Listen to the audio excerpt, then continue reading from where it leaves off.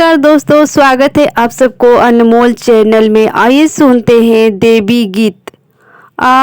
गोइले डोलिया कहार माई के, ओ कहार माई के, करू करू रे मलिनिया सिंगार माई के, करू करू रे मलिनी सिंगार माई के।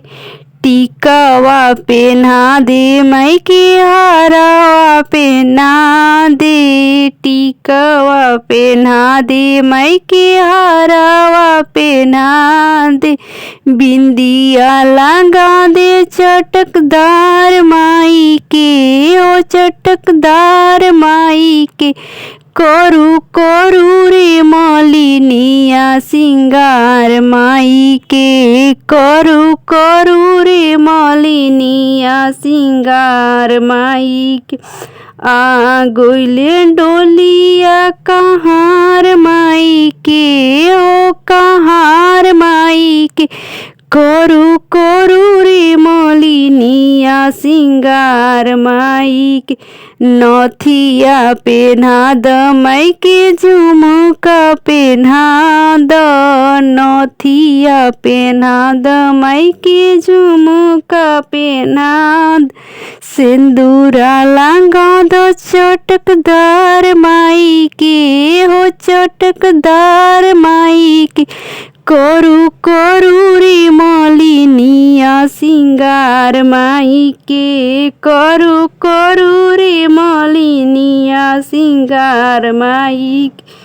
चूड़िया पेन्हा द माई के, लहठी पेन्हा द, चूड़िया पेन्हा द माई के, लहठी पेन्हा द, मेहंदी लगा द चटकदार माई के, हो चटकदार माई के, करू करू रे मलिनिया सिंगार सिंगार माई के। गोइले डोलिया कहार माई के, हो कहार माई के, करू करू रे मलिनिया सिंगार माई के। लहंगा पेन्हा द माई के, साड़िया पेन्हा द, लहंगा पेन्हा द माई के, साड़िया पेन्हा द, चुनरी ओढ़ा द चटकदार माई के, ओ चटकदार माई के, करू करू रे मलिनिया सिंगार माई के, करू करू रे मलिनिया सिंगार माई के।